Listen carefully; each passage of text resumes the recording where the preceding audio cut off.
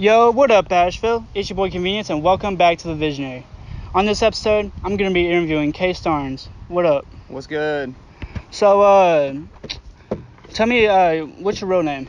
Kevin Kstarnes. Oh, yeah. So you basically just took, like, the first initial one? Yep. Hell Simple as I can go, yeah, man. see, like, I don't even know, like, I, like, look at it, and it's, like, it's unique. Yeah. But it's, like, it's just that simple, bro. It's like K. Lamar or J. Cole, you know? Yeah, exactly. Simplest route, man. I had a couple names whenever I was first starting, and they was all whack. So yeah. What were they? Like I had one that was like Capone, another one that was like Little Bingle. Wait. Like, what was it? Little Bingle. Little Bingle? Yeah, it was dumb, yeah. Man. It was like high school days, but I mean, shit. Just matured up and just. I was like, Kstarnes, what I'm going with. So what was Bingle for? Like, you know, earn your stripes in life, and like a deeper meaning to that. But like, I mean, at least it had like a meaning, you know. Yeah. At least like I don't know how, you know, you see like Lil Pump and everything. Mm-hmm. It's like. And at the same time, I was like, I don't want to really go with that wave, you know. I gotta be true to myself, but at the same time, unique. You know? I feel like it'd be like weird for an Asheville artist or like a local artist here to like come in like with a Lil, because then it's right. Like, okay, you know, you're just fucking, you're like, trying too much. Joining the hype train. Yeah, exactly. Because you know you don't like really see like that many like littles like Definitely. Locally. Definitely. So where was you born and raised at? Born and raised Asheville, North Carolina. I was born in Mission. I was premature, man. I was supposed to come out in September, but I came out as a premature baby in June. 7 surgeries, man. $250,000 baby. Yes, sir. Damn. Born with a purpose, something. Exactly. Search it and find it. I mean, shit. Like, I guess you're in like the right direction. Yeah. So, what was your interest as a kid then? As an interest, whenever I was young, I was super into video games like Halo and Mario. Mm-hmm. But like my biggest thing was like wrestling, bro. Professional wrestling is my shit. Yes. Like Stone Cold, like Kane, Undertaker, like all the old school like 1990s like professional wrestling. And then who is your favorite wrestler? Undertaker, bro. Oh, all the time. Bro, I remember I used to like watch on like the YouTubes like the WrestleManias like of his. And damn, it's so sad that he like retired and he had like lost that streak. Right. Bro. I mean, but if you think and you look back, like how many countless like legendary matches that man's had with, you know, some of the goats like Flair and, you know, Triple H, you know, Mankind, threw Mankind off a cell and like, you know, destroyed that man's body. Facts, bro. That honestly, how many WrestleManias did he like wrestle Triple H? Just like one? No, it was 3, I think. 3? Yeah, because I remember like those were like my favorite. Is like him and Undertaker, bro. I was like, all right. Yeah, the one where they had it at WrestleMania 17. That was a pretty good one. That was an old one, right? Yeah, when he was like the biker persona. Yeah, damn. Yeah. Damn, that's old. That's throwback. That's like 2000s. Yeah. Fuck. Swear. All right. So, what type of music did you like listen to growing up? Man, whenever I was young, like honestly, like a lot of metal. Like my older brother was like 10 years ahead of me, so like they were he always listened to like things like Slipknot and like you know, Rage Against the Machine, stuff like that. Mm-hmm. And you know, I always thought that was really cool, like the riffs and whatnot. Yeah. Also Audio Slave, like Rick Rubin. I never heard of them. Foo Fighters, like you know Soundgarden. No, like Chris Cornell. Like so Chris Cornell, which was Soundgarden, went to Audio Slave, which was all the people in Rage Against the Machine. Oh, okay. And then first rap song I ever checked out was Still Tippin' by Mike Jones and Paul Wall. Yeah. Oh shit. And then it was like I was like, man, change the TV station, man. Like he was playing that and I was like, actually this ain't so bad. Like the music video is pretty lit. You know, you have these women like twerking on the thing, like you know, you got pretty cool like rap styles, like it's actually pretty cool, like, and then it went from there. And I think my favorite rap artist like that was like first around that time period was probably Lupe Fiasco, man. I never heard of him, to be honest. He dropped Food and Liquor, like Kick Push and all that. He's pretty sick. He's like more of like a conscious rapper. Oh, okay. And then like he went on from there, like T.I. and stuff like that. Yo, I remember I used to, honestly, My mom, she used to like listen to like quite a few T.I., but it was like she listened to more like of like what was popping on the radio when I was younger. Right. And I remember I had a cousin. He was like literally a year younger than me, and like his mom, no, he was actually my nephew, because it was my brother's son. And my brother, like, he grew up like listening to NWA and everything. So obviously, like, my nephew, he was like listening to like rap and shit, and I'm like every time we'd have a cookout, he'd be playing like Lil Wayne and everything, and I was like, that was like literally the first rapper I heard of, and that's why like Lil Wayne's like literally my favorite rappers, because I heard like Lil Wayne and everything. I was like, you know what, like let me listen to more Lil Wayne, and then it like just dude, went on from there. It's crazy you mentioned Wayne. Like, obviously, like I was gonna go like after T.I., like I checked out Wayne. I was like, man, like. Yeah, at the time we had LimeWire, and like we would download the songs and stuff, and like I would just have like my MP3 player, bro, have like all the Carters on there, like all the unreleased stuffs, like the Leaks, like the Drought. Like Wayne was the GOAT, man. He made so many songs in the studio, and like it was insane. Thanks. Like, and the fact that he freestyles basically all this shit. Dude, I know. Like, Rap City, The Basement. Facts, bro. And like, I don't know. When was your first time like listening to Eminem? Cause that's like that would have been around like 2004, 2005. First song was probably The Way I Am. Hell yeah. I remember my sister, she was kind of like more calmer and like more into, I don't know, she actually like put me onto like a lot of like metal as a kid, because she used to like be like that, and but she like did keep up with like the mainstream music, and that's like when Not Afraid was popping, and I remember like she tried to show me that, and I was like, yo, this dude's trash, and like I remember I had seen him on Drop the World, and after that I was like, all right, and then like I started listening to Not Afraid. And that was such a great collab too. Bro, I know, bro. Like that song, like me and my homie, when we was like younger, we was like wanted to go to like a karaoke night and like perform that, cause my homie, he was like a major Eminem fan, and he could like rap in Eminem, like he could rap God. Like the fast verses and all that. Yeah, bro. It's so crazy how somebody like Eminem can like put syllable rhyme schemes like in together with a verse, like MF Doom and like Black Thought from the Roots does that as well, but like M is just insane with it, bro. And he was also like the first rapper to rap or to rhyme orange door hinge, and bro, Florence, yeah. But honestly, like it makes so much more like sense when he said that. It's like, and he was just doing it like just cause, like, and just like not meaning it at any sense. Of course he has the songs with meaning, but like doing those type of rhyme schemes just to be like exactly, mind blown. Like this dude's like, he can literally rhyme anything. Exactly, bro. Like, I don't know. He's a good. And flow with a beat too. Facts.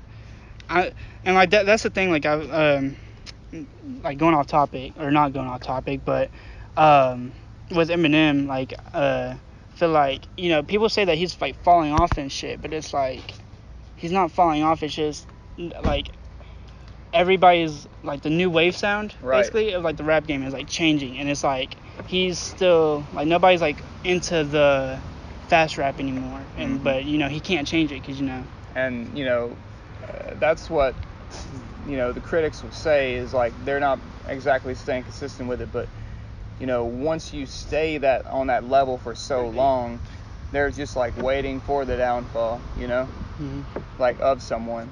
Oh yeah, most definitely. So I don't know if you ever touched on your favorite artist as a kid. Yeah, so like probably all-time favorite would have probably been Wayne. Wayne? Yeah, it would have probably been Wayne. Most definitely, yeah. I feel like a lot of people in our like generation is like one like Wayne. Yeah. Wayne's up there, He's top. Bro, he was popping. I miss the 08 Wayne. Like, right. Like mixtapes all the time. Exactly, bro. So what was your typical day like in your childhood? Typical day, wake up, man, hang out outside most of the day. I would always draw. I've always been a drawer, like just doodling ever since I was like 5 or 6, and like Just like always into like aliens and stuff, like sci-fi stuff, like all that sort of thing. Bro, yeah, like I see like you still draw it now, cause like you be sending me like pictures and like shit, Yeah. bro. I don't know, like you do like tattoo drawings basically? No, but I've always like everybody's brought that up. Honestly, maybe like if you do like a little like flash tattoo, like a little symbol tattoo, I might like get it tatted on me. Yeah. For real, like, cause like I mean you can draw good and shit. Yeah, man. So everybody says I have sort of a unique style. Most definitely. And what, you've been doing it it since like what, you were 6 or something Yeah, like like that? 6, 7. Yeah. Damn. I remember my dad, he could draw, but I never like picked up that trait because I cannot fucking write worth shit. And I remember I brought home like my first like, or he heard that like my art was going inside the mall or something, because they just do that shit. And he goes, Yeah. "Oh, you might be an artist one day." I'm like, no. Like, they just do that shit to everybody. Right. Kind of got his hopes up. To crush him. Damn. But no, it's actually crazy because I have a cousin, like, well, my dad's, or my uncle's son, which my cousin, he like lives in Taiwan, and he's actually like a professional artist. Like, I don't know if you've the Inca Middle School. He's actually done like the paintings in like the cafeteria.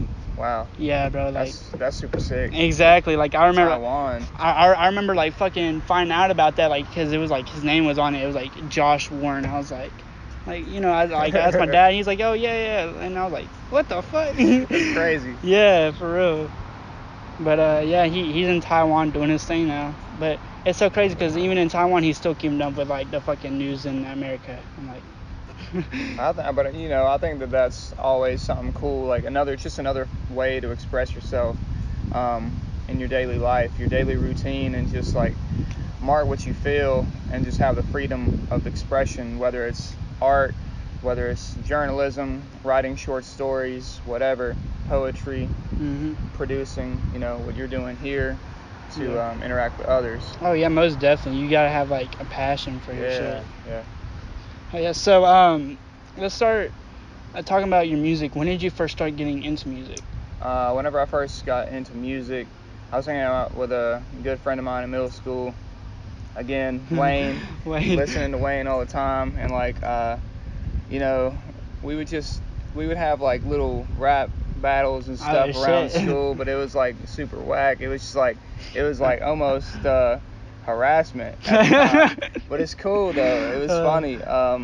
And then like that kind of just like went from there, and like just trying to like find rhyme schemes, and like Orange, Door Hinge, There, Wayfair, Medicare, like different like rhymes, and like I don't know, like putting it down on paper and just having paper on paper of like just different poems, and like trying to go from there. And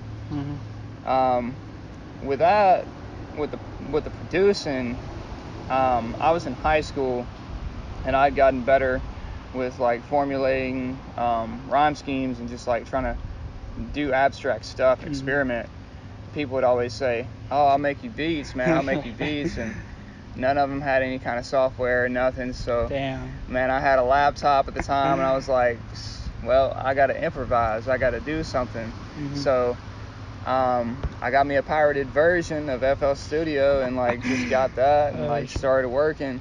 And with that, I could never save my beats. Like, I could never save them. Whatever I worked on, I had to get them done and like just export them.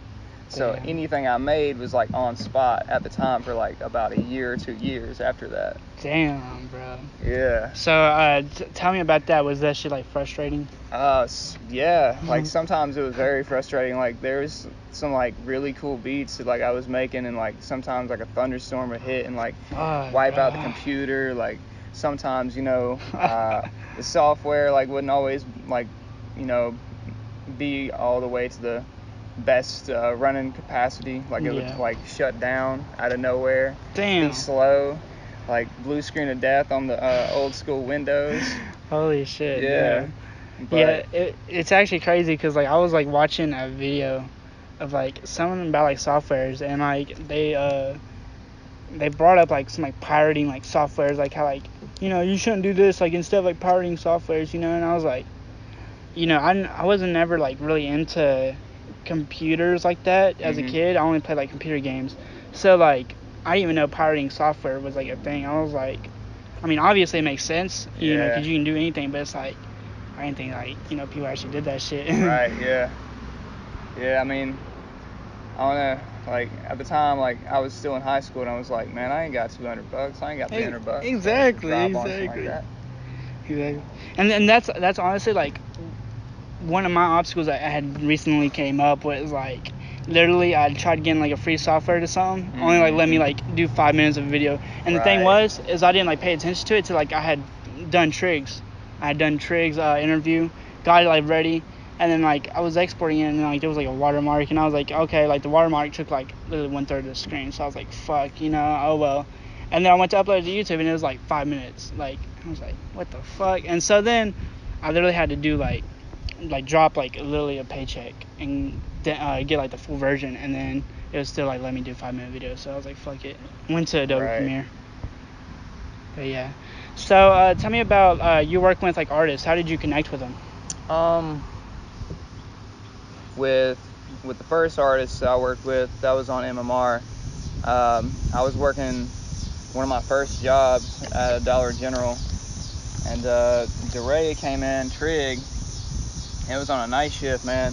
And it was like a 9 to 5. Hated my life, hated my job. Like I was fresh out of high school, man, trying to find my way. Yeah. And Trig came in. I recognized him because you know I was friends with Mark, and he would always put posts up about MMR. Mm-hmm. And I thought, man, like you know I make beats, and I was like, yo, man, here's my phone number, you know, hit me up. And I like freestyled to him like on spot. Mm-hmm. And you know, he's like, yeah, man, I'll hit you up. Like, you know, Trig's like back, and like he left, but he left his phone there at the store. So like my manager had to call his mom back and stuff, and like, Yo, yeah, that's crazy because we talked about that in his like interview. Is like how like literally, cause like he was talking about like how it was destiny basically for him to like leave his phone, and then it was funny because before we done his interview we went to the store and he like left his like he about left his phone there until like a clerk was like, yo, you leaving your phone. right, yeah. So I was like, damn, bro. It was like everything's meant to happen, man. Exactly. And then like it was like a little bit of like a month later, and I was over at the studio and stuff and just hanging out with what the crew was at the time. Oh yeah.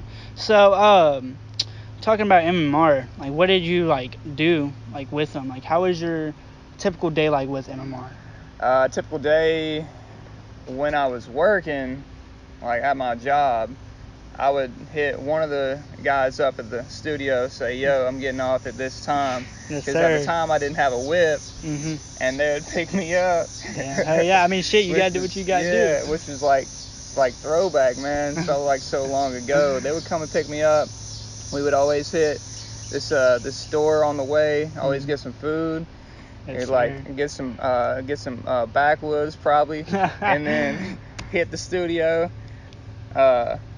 Check out what they're working on. I would have my laptop in this backpack, and I would undo the laptop. I'd work on some beats, Mm-hmm. show them to the crew, and just chill, man. It was just like the studio was a place to go, but it was always a place to chill. And like if there was anything that was happening, like at the house, that I just want to get away, like that was always a central spot to like just hang out with the homies, you know. Oh yeah, that's like really dope because like a lot of artists, they actually like view a studio as like, you know, a chill spot, which I think is like really dope. Like I think it should be like normalized. Like even if you ain't even like doing like anything music related, like if you're interested in music, you know, I feel like, you know, you should just like start like find people that has like studios and just like start chilling with them, and you know, just like basically, you know, like learn your way around and shit, you know. Right. Yeah. For sure. Bro, and actually talking about that, Gunna like didn't even start like rapping with Thug like years, like because he had just been chilling with Thug, and like Thug didn't even know he like rapped until like somebody like one of like the people in his crew was like, yo, you know Gunna rap? He's like, what? And then he was like apparently Gunna's like thing for that was like he was just soaking up game, because like every night he'd be in the studio with him, but like nobody knew he rapped because he was just like soaking up game, like seeing how they moved and shit. So I think that's like really dope if you're into music. Yeah, that's really that's really cool to like stay on point for like what all the methods are behind it, like Exactly. what everybody's moves are, you know, and just use it to your best advantage. Exactly, and like the shit's crazy because like there's like so many artists, and like those artists have like so many like different styles and shit. And me and my homie Jeff, we was actually talking in the car how like he said that you you take something from like your favorite like person or whatever, and Right. like from different people, and you like basically take like a piece from that, like what you like about it, and then you make it like your own, basically. Definitely, man. So Like going off of like what you said right there, that's like almost like art. Like if you are a student of like Salvador Dali or like Basquiat or uh, some like one of them artists, and like you paint on a canvas, like your interpretation of what they do, but in your own like little style, that's like the same way. Oh yeah. Like that's still like your form of art, but inspired by or influenced by. Yeah, exactly. Because like I had brought up the idea, I was like, yeah, because you know obviously like my main inspiration is like Adam 22 for this like podcast. So I was like, yeah, like we were just talking about it, and I was like, yeah, I don't want to like full on copy him. He was like, oh no, you're not copying him. You're like, you know, you're just taking like what you like about it. And I was like, yeah, I guess that is true. So, let's talk about some music videos. Yeah. So what was your first music video? First music video that was like one of my beats that I can remember. I'm gonna probably forget one. Was Chris Angel with My Perception. Okay. That was like I think I've actually like I've heard about like Chris Angel. That was the coolest one, man, because like I remember that day we had went down to downtown and we had smoked a little bit, and you know, we was chilling. We went to Foundation. There was like this Catholic statue in downtown, and like we got a shot in front of that. The song was about you know, like about religion, like your perception of it, and like what different conflicting counterpoints could be, like from the outside and whatnot, like judgmental views and stuff, and like Chris with his introspective like thoughts on paper. Damn. Yeah. See, that's dope. Like how even like local artists like that is still like making music like that. You know, like actually thinking about this shit. Yeah. Because like you know, obviously everybody's got to start from like somewhere, and like most people they just start like with basic ass like rapping. You know, so for him to like literally be like that underground and like be able to like move like that fast is like pretty dope. It was, you know, it was something that was like relatively like it was a difficult thing to do at the time. Oh, you know, like he was like, I don't know, like 20, 22, 23, and like for him to like to write all that stuff and like, you know, be that persistent with it, like was pretty dope, man. Because like what J. Cole, like a good example is J. Cole. He started like basically like rapping like when he first started coming up, and then like now what he's like 30 something, and like he started like storytelling basically. Right. Like Nas did. Exactly. Yeah. So let's talk about like your music videos with MMR. Yeah. So with MMR, so we had like some stuff with Chris. Sass had 57 bars, which was released shortly after the Crush and Doubts concert, and that was a really good one. You know, actually, Trig, you just had Trig on the podcast a few weeks ago. That's a close homie of mine. The Finest Hour was one of the, actually probably the first music video prior to My Perception, and that one was really good. That was back when Trig was like just like rapping like after like Witness Greatness, and like before the Attraction and the Appeal albums. Yeah. I remember being in high school and hearing like, you know, I had been like hearing about like Trig, so like, you know, I like looked him up on SoundCloud, and like not even gonna lie, still to this day, like, you know, Muskie Mark like re-uploaded like all those songs. It's still so like grateful. it's still hard as fuck to like look through like those, because it's like there's like mixtapes and like singles and everything. So like when I was like in high school, I remember I tried like listening to his music, but like it was like I don't know which one is like his shit and everything. And it's like I remember I did see like the Witness Greatness album, like I tried like listening to that because like that was like the only like when I was like, okay, this is this has Trig like all over it. So. I was bumping Presidential with Sass and Greatness the other day. Bro, yeah, Like, yo, it's actually crazy. I fuck with that documentary that fucking Mark has put up. Right. I'm waiting on Sass's part. Me too. I'm waiting on Sass and I'm waiting on Trig's part. Like, those two is like the coolest. Like, whoever had the concept of those like mini documentaries, that's a really cool concept because, you know, Asheville always showed love to MMR and we was always grateful for that. Exactly. And there was so much talent with MMR, but like there was not a spotlight on Asheville yet. Right. Y'all was basically like ahead of y'all's time basically, and so it's like for him to basically like do that mini documentary is like is good because he's kind of like putting a spotlight on it, but like, you know, obviously like I don't know like what he's doing right now, but you know he's at least like shouting out like Asheville and Definitely. like, you know, his like roots. So I think that's like pretty dope. For sure. So what was your favorite music video? Favorite music video. That's a hard one, man. That's a tough one. Let me think. Man, probably Find a Sour if I had to go.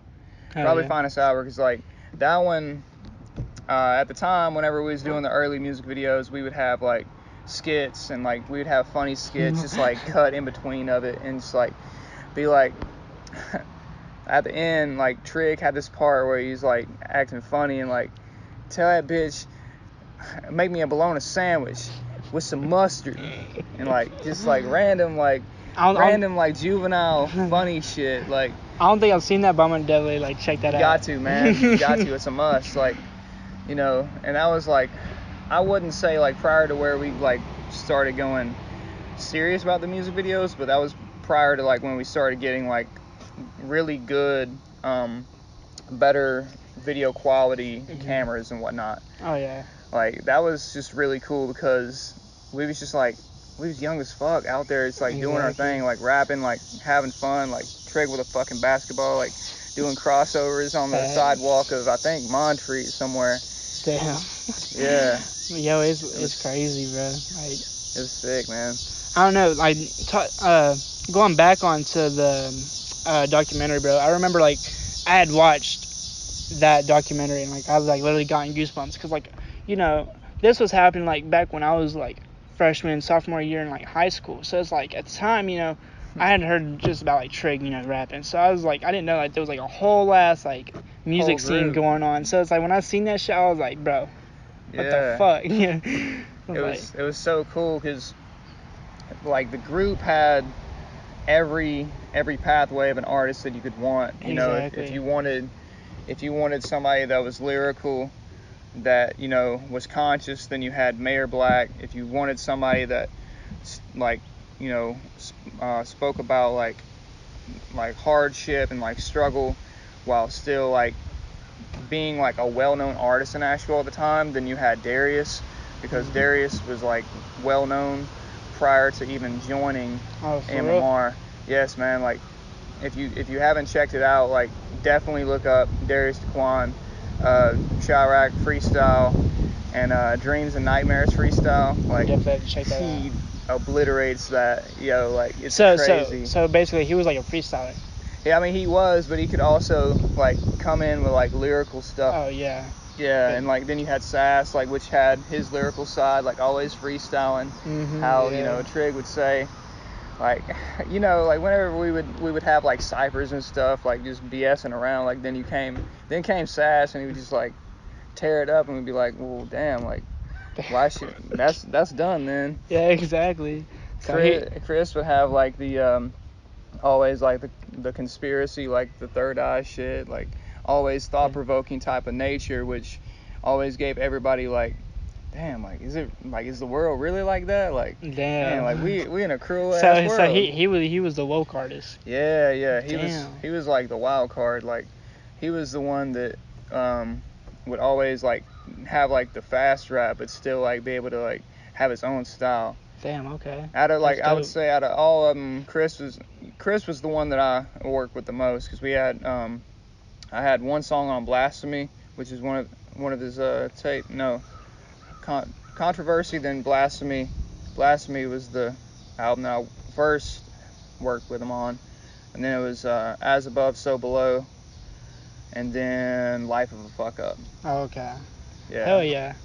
Damn, honestly, I really like want to like check those out because I haven't like really got into Darius or who is it, Chris. Right. So- Yeah. Those are both really good ones. Mhm. And then came Lee Kwan.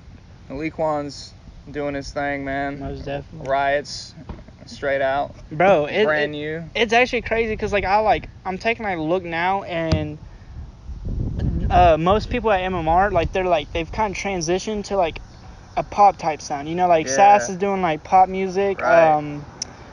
Trig, you know, it's not Trig's like new shit is like it's not like really rap. I mean, it is rap, but it's not like it's kind of like the new sound like right now, like the R&B sound. And then I think like Laquan, you know, he obviously like dropped that song and it was like vocal basically. Like, Definitely. Yeah. So. Definitely. I think everybody's like, ever since the downfall, what I'm grateful of and what I'm thankful of as well is whenever that happened, you know, we didn't stay stagnant and just like get sent off to the ashes. Like we rose up like a phoenix and just kept on going. You know? Exactly, and like that's dope because you know, obviously I had heard that basically I had heard about Sass, you know, like a year ago, and because I was chilling with like somebody that used to party with him a lot. Yeah. And so I was like, okay, like I'm gonna like definitely like go to like one of his parties, and you know he would like she'd kind of like send me like some snippets of like his shit, and I'm like, okay, you know he's like still making music. And then when I heard like when I seen like Must TV, like the fucking documentary, I was like, damn, bro, like didn't like all these like rappers fall off except for like Sass, and then Right. like fucking I knew Trig would didn't fall off because like he was still posting and shit, and I was like, damn, bro, like, but honestly they just been like low key though. Yeah, they have. Exactly. Especially Q. I think Laquan's dropping something new.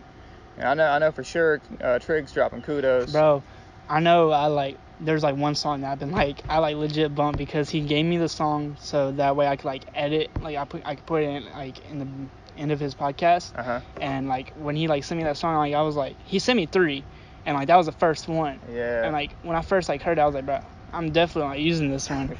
And then ever since then I was like, you know, I had it in my like Apple Music, so like, you know, I just like play it and I'm like, alright, bro, like this shit like low key fire, you know. So like I don't like really listen to like artists, like local artists like that. Like I don't like cause when I listen to music the most is when I'm skating, and when I'm skating I like to like listen to like particular artists. So like for me to be able to like listen to Trig like that while I'm skating, it was like I ain't never like done that to like a local Right. artist. I've bumped local artists, but I've never like.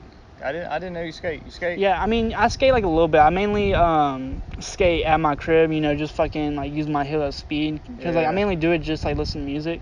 Or But when I did Trig's interview, he like we did it at like Foundation Skate Park, so it was like I bet he would have probably done it at Foundation. See, like that's what I hate around here, man. I moved down here and like there isn't like a cool spot. I guess this one's pretty cool, but like there ain't really a skate park or nothing around here, damn, man. for real? Yeah, I don't think so. Damn, See. You would think that they would have like something like what Food Lion or something Right, like that. yeah. I just got into skating a little bit. Like I for real? had a friend of mine that was about to like throw away his skateboard. It was a zero board and it was like Damn. still like pretty good with like venture trucks and everything. And I said, man, I'll take that. Like it's free and like I've been practicing ollies and stuff, man. I must have fell like probably 40, 50 times, man. Shit, Scratched yeah, up my dude. elbows and Bro, stuff. that's the thing. Like, when I had done like Trig's interview, I had first like met him and everything. Apparently, like he had only been skating like since quarantine, cause like but before then he like Yeah. literally got on a board, fell like once I think, and like literally stopped. So for him to like be skating for like 2 months, he was like already doing board slides and shit. And I'm Yeah, like, that's so crazy, man. I've been skating since I was like he a went little up kid. he went up on that it was a video he posted up. Oh, he I like think- went up on that bank the on Yeah. done like a fakie and then came back Exactly.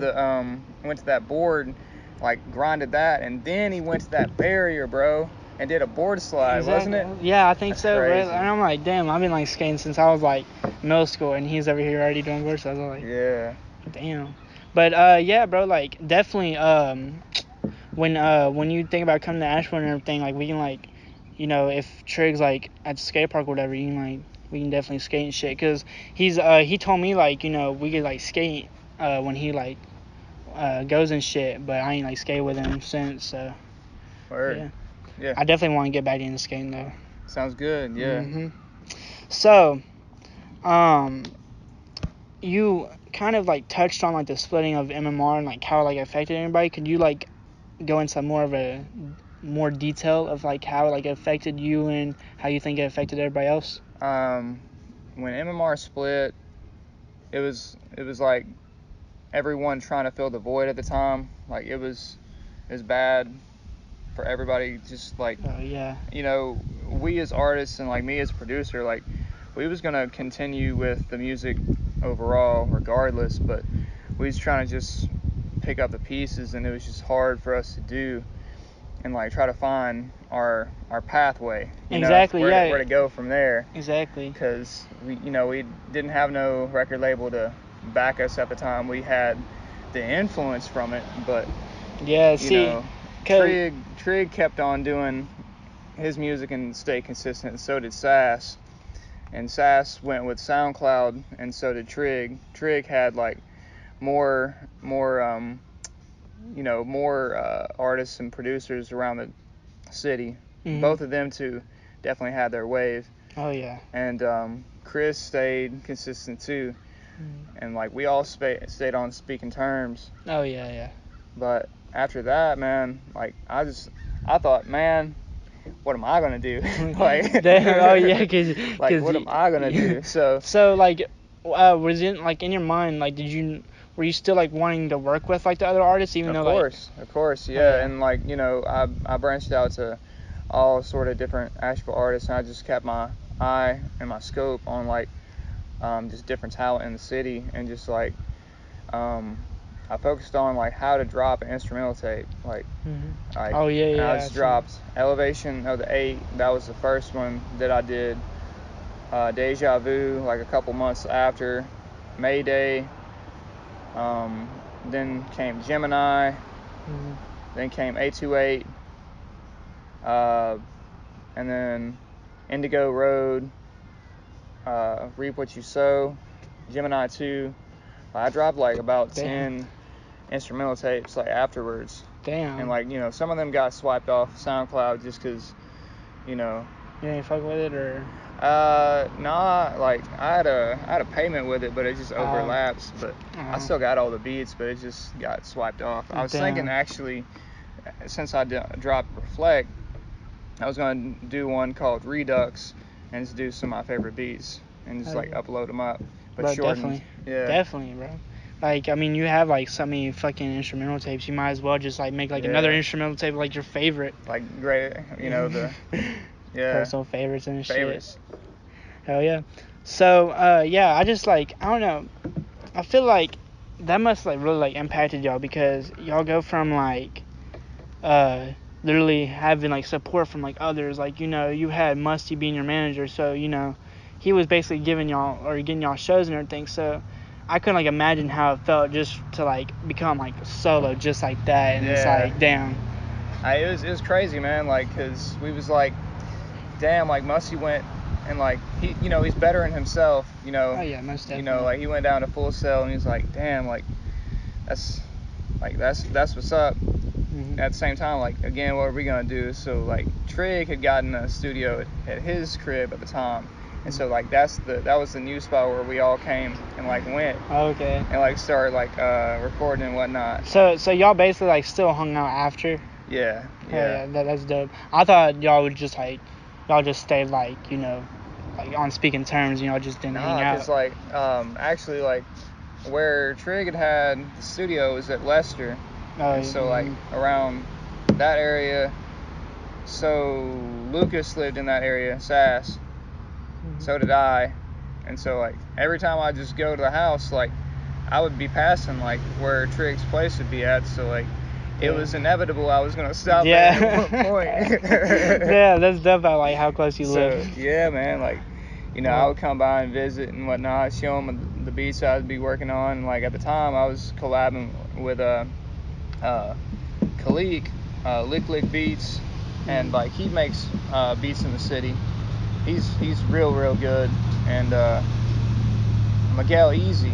Miguel Easy is another producer around the city, and like I was trying to like not only reach out to rappers, but I was trying to reach out to other producers. So tell me about that, because like I'm not like really familiar with like the like producers, production and everything. Yeah. So like I noticed like, you know, on like some like mainstream songs you see like two producers like working on like one song. How does that like play out? So that can play out in like different ways. Like you can find a loop and like, or find a song and like hear like some kind of rhythm within it, and like loop it, chop it, flip it, however, as a producer, and like send that to your fellow producer and see what they can do as far as like drums go. Or just send like, if they have, say for instance we was talking about different softwares, like I had FL Studio. If they have FL Studio 2, I could send the FLP, which is the file, and just work on it from there. But just, you know, communication is key, man. Like that's what I always did whenever I would work those two producers. Like we would send like beat packs back and forth, and like, you know, just different drum kits too. Damn, hell yeah. So like I've seen like some like mainstream like producers, like, you know, some of them actually like work together in the studio. Have you like ever like worked with another producer in like their studio? Or no, like probably the closest as far as like producer wise, like DeRay actually produces a little bit of beats, and like he's probably the closest that I ever like really worked on a beat together with him. Okay. But Miguel is actually, I planned on working with Miguel on one, like, cause like I always cook, man. I always cook up on my Instagram and like my Snapchat, like actually like food, like I love to cook. And he was like, yo, like come on by Asheville one day and like we'll have like a cook off, like actually like, you know, cook like some fajitas or something while like we like produce a beat and stuff, and like it'd be like a podcast or something like that. Damn, did y'all ever do that? Nah, like that's still in the making. Y'all need to do that shit. Like I definitely check that out. Bro, that's actually like dope as fuck. Y'all have like a cook off like while producing music, while doing a podcast, bro. Y'all like doing like three things at once, bro. Forget killing two birds with one stone, we're killing three. Facts. But and see that actually like challenges it, because like the cooking aspect, because like you got like two other things, like obviously like the podcast you don't like really have to worry about, because basically all you're just talking about like is what you're doing in the podcast, and then but the making the beats is like you have to like make the beats and then watch like the food, and it's like I don't know, bro. Dude, that's gonna be hard as fuck. But like I definitely like, honestly, like I feel like people would watch that shit just because like how challenging it is, and like people would be like, yo, like you know, they gonna burn the food, or they gonna fucking make like the beat like whack or what, you know? So I definitely checking that in, bro. Facts.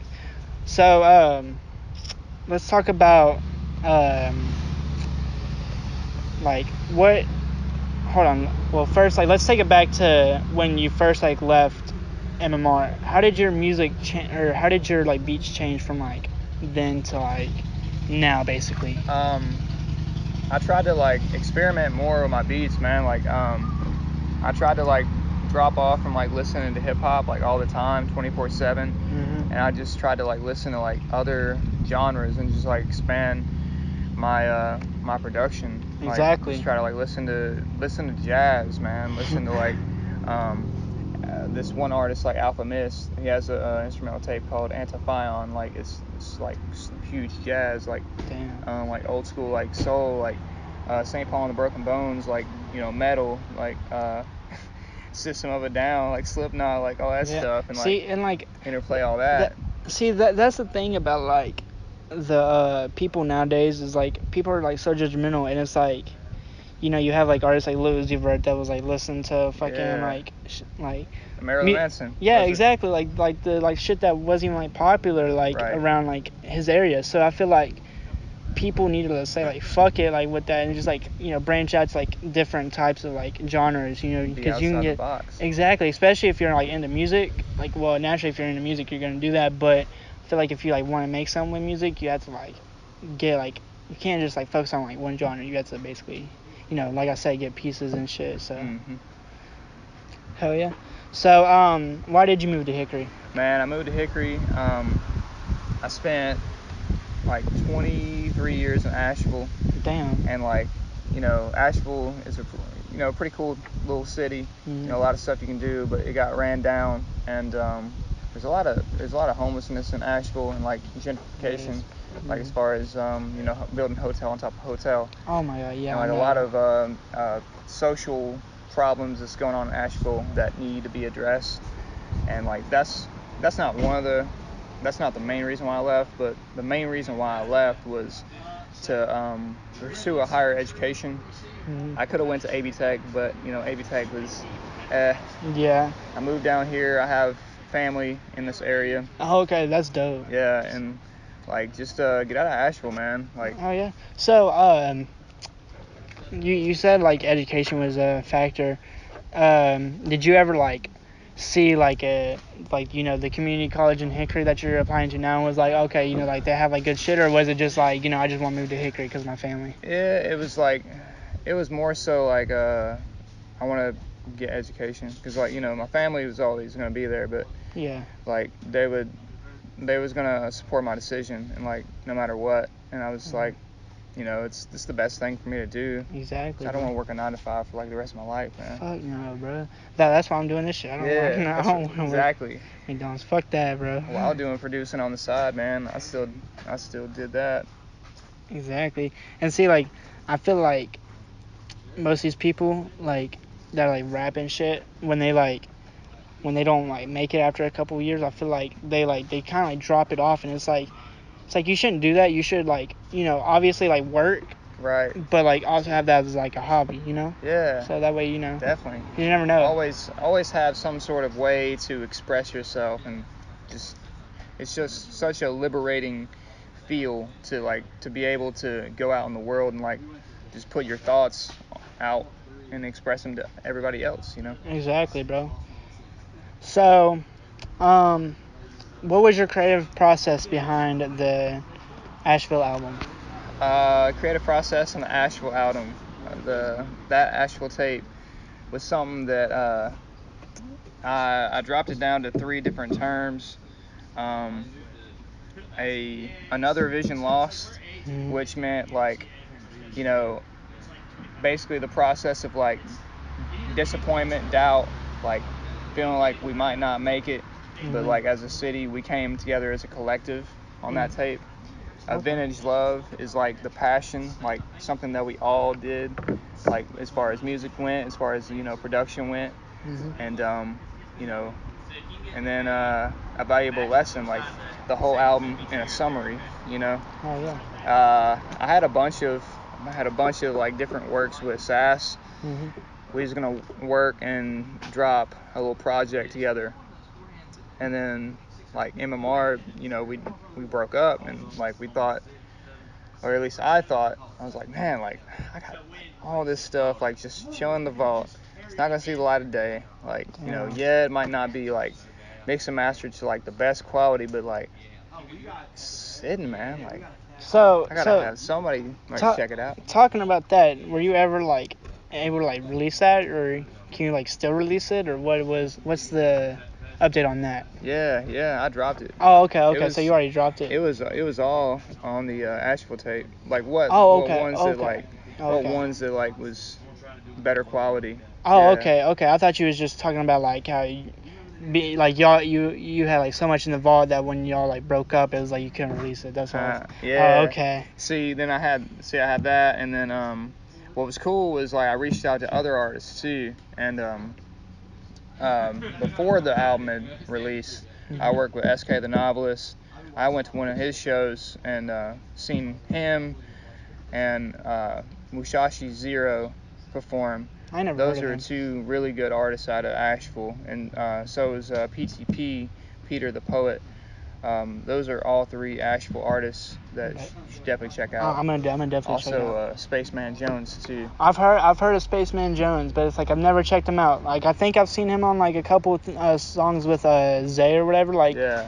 But But yeah, I definitely want to check him out. But the Asheville tape was supposed to be something that was like really like crazy. Like, you know, I still dropped it, but I reached out to everybody, like Never. everybody, like going from like Domino's to like SK to Zero to PTP to Trig, Darius, whenever, you know, Sass, Kentrips, Lequan.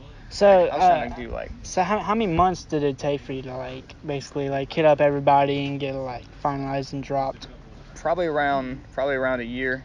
Like Damn, about a year and a quarter, because like damn. like I was like waiting and I was waiting, and like some of them like didn't respond, others like said, yeah, I'll send you some, but never did. Some of them did, but like it just didn't fit the tape. Some of them made the tape, and I was like, you know, I think I got enough right here, like I'm just gonna drop it, and Honestly, you know, whatever happens. that's really good, because like, you know, some people like they would just take that shit, like, you know, some people like half-ass their work, and like for you to be able to be like, oh no, you know, this don't fit, you know, with it, it's like really dope, because you're actually like taking the time and like, you know, perfecting it. And like I tried to like, I don't know, I gave it probably too much thought, like for it, because like I was like making like an entire concept, like from track 1 to like the end track too. What do you mean, like the whole like a storyline basically? Yeah, kind of sort of like how it could like work its way. I mean, there's nothing wrong with that. I think Uzi did like a sound like that on his Eternal Take album. So it's like, I mean, there's nothing wrong with that. Like, you're just fucking putting more thought into your work. So I mean, like, it's actually funny because one of my landlords, he told me when I was like younger, like no matter like how much energy you put in something, like that energy is like not wasted. Like no matter like what happens. So yeah, for you to be able to like put that much energy into something is like not gonna be wasted. Yeah, it's not gonna be wasted, bro. So, with that being said, you got any like new music, like any new beats? Yeah, I always got new beats. Oh yeah. Like I don't know when I'm gonna drop like another project, but Reflect, which is like the brand new instrumental tape, is out, and you know, check that shit. I'm just waiting for like, you know, what everybody says about that, and just check it out. Oh yeah. I got a few, like I got a couple good responses on that, like people that are actually like writing to the beats already. No cap, I haven't like listened to it, but I'm gonna definitely check it out, because I ain't really too like much into like, you know, instrumental tapes, Right. but you know, I'm gonna definitely check it That's out. the reason why I made it like so short. Like some of the beats was like that I used to put on the older instrumental tapes would be like 3-4 minutes long. Like nobody's gonna listen to that like continuously. So like this one is more experimental, where it's like different beat switches, tempo switches. Oh, okay. Like shorter. Like, oh yeah, that's actually probably like the longest is like 3 minutes long, 4 minutes long. Yeah, see, I think I'd fuck with that style, because it's like, you know, you're obviously like beats, you know, they're rhythms, and like they like it's the same, it's just patterns. And I feel like, you know, if you like listen to like the same pattern for like 3 minutes, it's gonna like become boring. So for you to like switch up like the beats and shit is gonna make it like keep people on their toes. So. Right, gotta have like, you know, different drops, different like instruments pop in here and there, different skits from like somebody talking, distortion, phasing, you know, and filtering. Exactly, like talking about that, the UK drill sound. Yeah. I fuck with that, because like I was actually watching a video on it, and like how they thought our beats was like, you know, too basic, you know, so they would just like be like da da da da da, and then just basically do that shit, and it's like, all right, like a rhythm to it. Exactly, and like honestly, I've actually gotten more into like the UK like drill type scene, you know, not even gonna cap. So, you got any well, you had to like work with like more artists first, but do you have any artists that you're like working with now that like, you know, you could see like music videos or whatever? Or maybe something could be in the works with one of the artists out of Asheville. His name is Freedom the 10th Wonder. Yes sir. He's a really dope artist. Hell yeah. I got some in the works with him. Yeah, I forgot to mention, like he's also like one of my goals for an interview. Yeah. Because like I tried to get him in for an interview, but he wanted to do it over live because of COVID and everything. So. Right. He's really good. He's a dope artist. Probably a music video of him. Because as far as like my creative ideas, like if I bounce them off with another artist, like he's probably one that has like this same kind of level that I can like be creative with. I'd definitely be like on the lookout for one of y'all's collabs, bro. Yeah. Party Mike would probably be another one. Party Mike is like a really cool dude. I need to actually like get more into him because I haven't like really like, I've kind of dipped my toes into his like music, but I haven't like really like swam in his music, So his music's more like just being like kind of funny, but at the same time like he can rap too. He can rap his ass off if he really wants to. Oh yeah. Yeah, and he collabs with Sass. Oh, like, for real? Like on probably like some of my favorite songs that he's done was the Sass interlude and Take My Ass Home with I think that was like People Watching People, and one of the albums that was like before that or after that he had dropped. Hell yeah. But yeah. So is he like still working with us now, or? Yeah, they still collab here and there. Hell yeah. Yeah. So what is your next career goal? Next career goal, drop some kind of collaboration tape with somebody. Oh yeah, like a producer collaboration tape or like an artist collaboration tape? Artist. Hell yeah. Probably an artist one. Hell yeah. I honestly like those albums are like one of my favorites because it's just like their type beats. Right. Like so it's like it's basically it makes the album sound like more like organic. Yeah, exactly. Like exactly. I'm throwing it back here, but like kind of like Common with like Kanye West, or most recently Denzel Curry with Kenny Beats. Exactly, on that, Unlocked. That was my shit for like a straight like month. Real? Like I was listening to that straight. What? I'm trying to think because like there was a Denzel Curry song that like I fucked with. I think it was on that album. It was like one of his like the songs that was. Shoebox came with a goo-wop. 2 million and 2 cops can't find 2 I don't remember that. There was I don't know. There was one that was like popping. I don't know. I think it was on the radio and I heard it and I was like, okay, I don't know. He's dope. Like one of my favorite artists right there.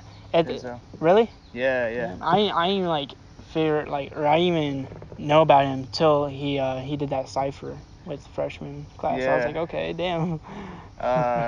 The Taboo. Taboo is a great album by him. Okay. Oh yeah, I need to like get more into him though. Like I'm definitely like I'm gonna check out like more of his music. Right. So, where do you see yourself in 5 years? 5 years. Hopefully got my degree in college. Hell yeah. Working in the nursing field and still doing music as a hobby, man. Oh yeah, most definitely. You can't give up on that. Maybe have me a healthy family on the way. Shit. In like 5 years and just like living happy because we're all in the pursuit of happiness, man. Exactly, most definitely. Everybody's got to do everybody's got to do what they do to make them happy. So. Exactly. Hell yeah. So, any inspirations? Inspirations as far as like who influences me? I mean, yeah, it could be your dad or it could be like somebody like famous, but it's basically like the what youth, man. Damn. Kids, Okay. Like the youth.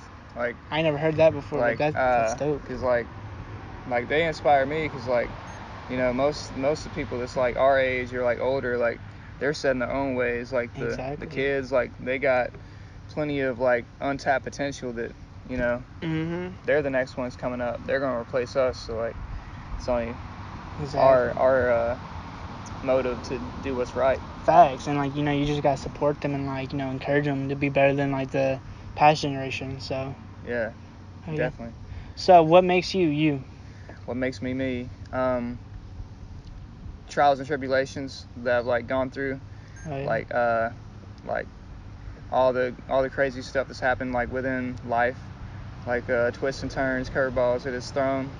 Like like lost my dad whenever I was like 5. Oh shit. Lost my mom like a couple years ago. Oh, for real? Damn, yeah, I'm so sorry to hear that. And just like just staying consistent with life and just like just pushing through, man. Like no matter what, and just trying to like have a smile through it all, and just Rest in Keep peace to on. them. I don't know, Keep on bro. going. I don't know how I could like deal with like losing a parent or so. Yeah. Damn, bro. For you to like still like, you know, keep on and shit, and like keep Striving, us, man. yeah, keep a smile on your face, bro. Like Yeah. that's dope. Hell yeah. You know, you just gotta remember that, you know, there's still watching over you, like, you know, your loved ones that pass on, like everyone, you know. Exactly. Yeah. And everything, again, man, everything happens for a reason that we was talking about earlier. Exactly. Yeah. So like everything comes full circle in one way or another, you know. Oh yeah. Damn, that's dope. Hell yeah. So, what would your message to the youth be? Message to the youth, what you just said, don't be afraid to be you, and like just find a passion, stick with it, and try to change the world while you still can.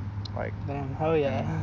yeah, and just like, you know, strive for greatness, and like, you know, don't get stapled to money. Most definitely. Don't be materialistic, and don't think that money is gonna bring you happiness, because it's not.